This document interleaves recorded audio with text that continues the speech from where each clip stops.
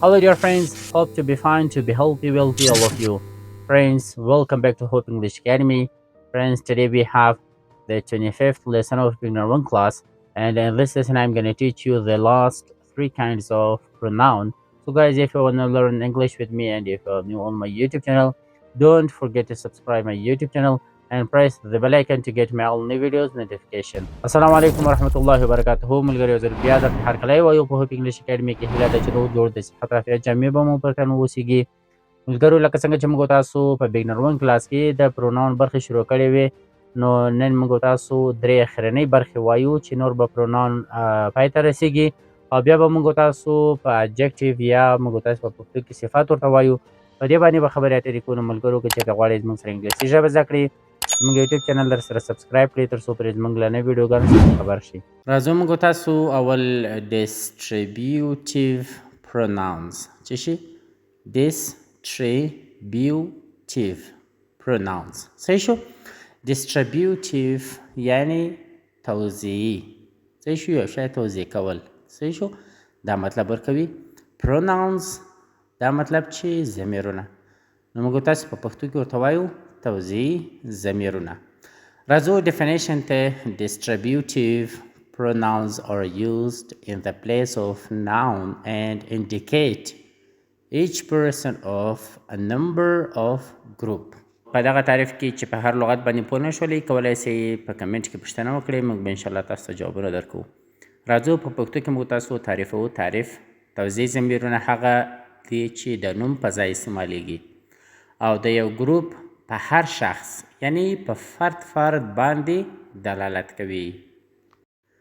distributive pronouns consist in یعنی توزیعي ضمیرونه عبارت دي له every هر یو، either دواړه، neither هیڅ یو، each هر یا هر یو، none هیڅ یا هیڅ یو، both دواړه، any کوم، هیڅ هر. مختلف معناوې ورکوي په مختلفو ځایونو کې.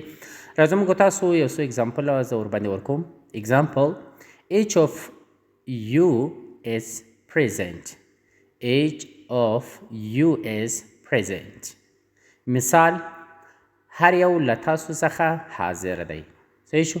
each دلته څه شی سو؟ distributive pronouns. صحیح شو؟ ګوره په دغه پروناون کې موږ تاسو helping verb چې دی دا is are am یا was were. صحیح شو؟ دغه څنګه استفاده کو؟ singular.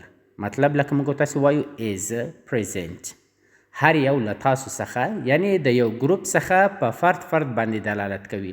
نو چې کله په فرد باندې دلالت وکړلو د هغه لپاره لازم دا دی چې موږ تاسو ورته د singular اسمونو لپاره کوم helping verb چې کارو هغه دلته هم ورته کارو. صحیح شو؟ نو راځو دوهم مثال ته. مثال کې موږ تاسو وایو neither یا neither، دواړه سي تلفظونه دي. صحیح شو؟ neither of us is lazy. هیڅ یو له موږ څخه ټنبل نه دی. صحیح شو؟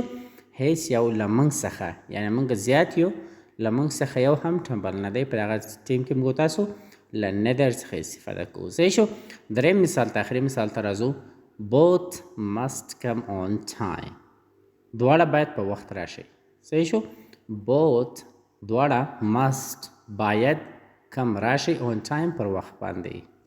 په دې جمله کې موږ تاسو وینو چې both distributive pronoun دی چې له دواړو څخه په یو کس باندې دلالت کوي. صحیح شو؟ یعنی د دواړو کسانو څخه هر یو کس ځان ته مشخص کوي چې ته به هم پر وخت راځي، هغه به هم پر وخت راځي. نو دغه distributive pronouns که مو چېرته په دغه نورو باندې جملې نسي جوړولی، په استعمالاتو باندې نه پوهېدلی، کولی سئ په کمنټ کې پوښتنه وکړئ. انشاءالله زه به یې درته واضحه کړم، مثالونه به هم ورباندې ورکوم. صحیح شو؟ اوس موږ تاسو راځو بل پروناون ته. relative pronoun. Relative pronouns definition: the relative pronouns are used instead of noun and joined to sentences. راځو په پښتو کې موږ تاسو تعریفو. ربطي ضمیرونه. ربطي ضمیرونه د اسمونو په ځای استعمالیږي او دوه جملې سره نښلوي یعنی ارتباط ورته ورکوي. صحیح شو؟ یا ارتباط ورکوي. موږ تاسو وایو چې relatives یعنی خپلوان. صحیح شو؟ د یو لغت دی relatives خپلوان. اوس دا relative pronoun دا مطلب نه چې خپلوان ضمیرونه. صحیح شو؟ یعنی هغه ضمیرونه چې دو جملو ته مابینځ کې څه شی ورکوي؟ روابط ورکوي. صحیح شو؟ یا یې سره نښلوي، ارتباط ورسره ورکوي دوی جملو ته په مابینځ کې. راځئ موږ تاسو په مثالونو کې وایو. Examples: That is the car which I bought yesterday. صحیح شو؟ مثال: هغه موټر دی چې ما تېره ورځ واخیست. نو په دې جمله کې which چې دی دا دو جملو ته ارتباط ورکوي یا دو جملې سره نښلوي. صحیح شو؟ which یعنی زه په یو جمله کې وایم that is the car هغه موټر دی. which کوم چې I bought ما واخیستلی یا ما اخیستی و yesterday تېره ورځ. صحیح شو؟ ما تېره ورځ واخیست. اور درسره ونیسئ. who څوک چې who is used for people د اشخاصو یا خلکو لپاره استعمالیږي. صحیح شو؟ راځو موږ تاسو بیا home ته. home چاته چې یا کوم ته چې. home is used instead of object for people یعنی د اشخاصو یا خلکو لپاره د مفعول په ځای استعمالیږي چې په هغه وخت کې موږ تاسو کارولی شو چې کس مفعول وي. صحیح شو؟ کار ورباندې ترسره کیږي. نو بیا راځو موږ تاسو بل ته whose له چا څخه چې. صحیح شو؟ whose is used only for people and sometimes is used for things without life یعنی چې ژوندي نه وي. صحیح شو؟ whose چې دی موږ تاسو استفاده کو یوازې د خلکو لپاره او په بعضې وختو کې استفاده کو یا کاروو د شیانو لپاره کوم چې بېجانه وي، ژوندي نه وي. زه موږ تاسو which ته کوم چې کوم شی چې یا هغه چې. صحیح شو؟ دا یې په پښتو کې معناوې دي. راځو موږ تاسو which is used for things and animals د شیانو او حیواناتو لپاره استعمالیږي. صحیح شو؟ which. what ته بیا راځو. what څه شی چې یا څه چې یا څه. صحیح شو؟ what is only used for things فقط د شیانو لپاره استعمالیږي. what. راځو موږ تاسو compound relative pronouns ته راځو. definition ته راځو. are those pronouns which are composed of one simple relative pronoun and the word ever. زموږ تاسو په پښتو کې تعریف وایو. مرکب نسبی ضمیرونه یا ترکیبی ربطي ضمیرونه. صحیح شو؟ هغه ضمیرونه دي کوم چې د یو ساده نسبی ضمیر او ایور کلمې څخه جوړ شوي وي. یعنی ټول ضمیر هماغه ضمیر دی، صرف په آخر کې ورسره ایور کلمه هم شته. صحیح شو؟ نو په دغه خاطر باندې ورته ویل کېږي compound relative pronouns. compound relative pronouns دا لاندې عبارت دی له دغو لاندو څخه چې موږ تاسو وایو whoever, whomever, whosever, whichever, whatever, whenever, wherever. دا هماغه relative pronouns دي، صرف compound دا دی ورسره ترکیب د ایور کلمې دی ورسره. صحیح شو؟ په اخر کې ګوره له هر ضمیر سره ایور راغلی دی. صحیح شو؟ اوس راځو موږ تاسو مثالونو ته. whoever comes to the door ask them to wait. صحیح شو؟ دا مثال دی. یعنی هر څوک چې دروازې ته راشي د انتظار غوښتنه یې وکړئ. صحیح شو؟ بیا راځو موږ تاسو whatever ته. whatever یا whatever د دواړه یو مطلب ورکوي او دواړه تلفظونه صحیح دي. صحیح شو؟ مثلا دا موږ تاسو په هغه ټیم کې کارولی شو لکه څوک موږ تاسو ته ووایي چې کافي اور ټي، قهوه که چای، موږ تاسو ورته وایو whatever هر څه چې وي یعنی مهم نه وي. صحیح شو؟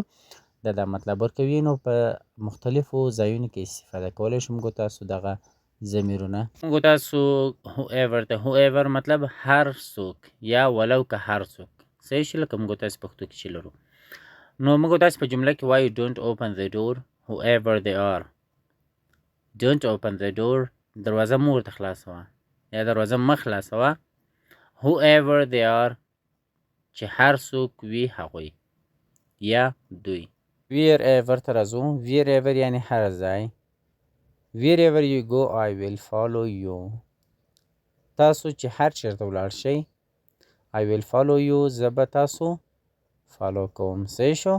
whichever لکه موږ تاسو پښتو کې لرو هر یو کوم چې ستاسو خوښ وي یا هر یو کوم چې تاسو غواړئ هر یو کوم چې. صحیح شو. په انګلیسي کې ورته وایي whichever of them you marry you will land in trouble.